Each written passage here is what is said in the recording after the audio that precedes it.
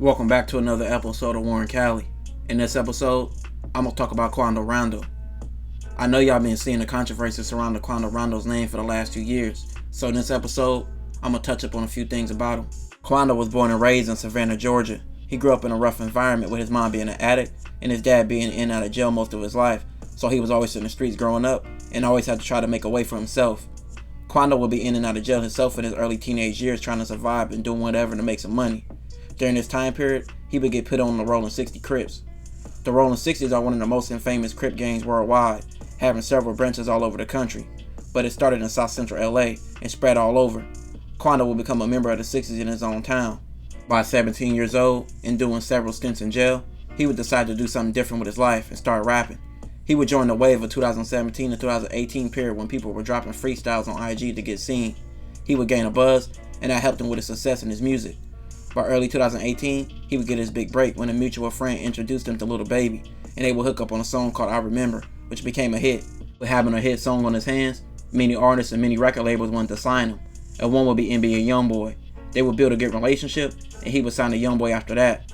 Now, NBA Youngboy is always some rap beef, so joining his crew, he would inherit beef with rappers like Kodak Black, Fredo Bang, and Jada Youngin.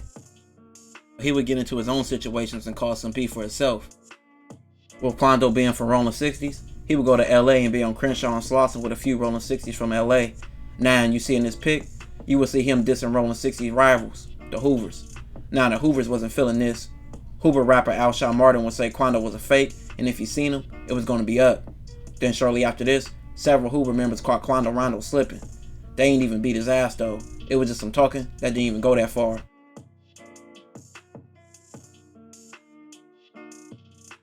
Even with the little beef he had at that point, his career was still going far. In early 2020, he dropped an album called Q-Pac, basically calling himself the new Tupac. I mean, his music is alright, but he ain't no damn Tupac. On the album, he had several artists including Lil Durk on the album. Quando was still on good terms with OTF, including members like Durk and King Von. Quando would even be in videos with King Von dissing King Von's ops, but their relationship would later change. King Von would later start taking shots at NBA Youngboy on his IG lives, saying that the gangster life he raps about was all cap. It is said NBA Youngboy and King Von beef started over Youngboy's baby mama, which she is a known thought and pass around, going from rapper to athlete. Let's just say she is for the streets. Von was clapping, and Youngboy reportedly wasn't feeling this.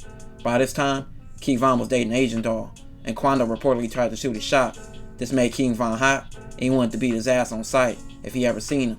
So November 6, 2020, Von got his chance. He pulled up on Quando with his crew and started piecing Quando ass up. He gave that boy a 2-piece and a biscuit, but the outcome didn't go in Von's favor. Quando had his boy Lil Tim with him, and Lil Tim popped out shooting, taking King Von's life. Several other people on Von's side would lose their life as well, after police stepped in and Lil Tim even got shot. Now King Von was a loved rapper with a big fan base. The whole industry turned against Quando. Quando would drop a song called End of Story, which seemed to mock King Von's crazy story title. But in Quando song, he will address the situation and said Lil Tim did no wrong and did his job. And to be honest, Lil Tim was just protecting his homie.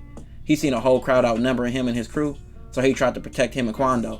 Quando got blackballed by the industry after everyone took Lil Durk and OTF's side. Quando would even get dragged by the Rolling 60s in LA. Brick Baby and Big U would say he tried to tap in with them after his issue, but never did before, which they perceived as fake, and both Big U and Brick Baby had a relationship with Lil Durk. So he ain't even had the support from the 60s in LA. For the following next years, Quando's name would be all in type of controversy, being dragged and just being blackballed. On August 19th, Quando was in LA with a few of his homies, where his close friend and fellow Rolling 60 Lil Pab was shot and killed.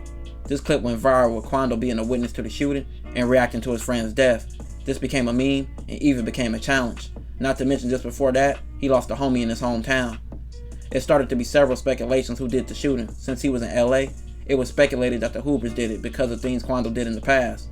Then people would mention the Rolling 60s did it too, in a supposed backdoor situation, because he wasn't seeing eye to eye with several 60 members. But that could be false as well. But with how his life is going, bruh's going through a lot from his career to his personal life. A lot of people want him dead and wishing on his downfall. With him only being 23 and a young dude, he's faced a lot. This will conclude this episode. If you haven't already, make sure you check out my previous videos. Don't forget to like, comment, and subscribe.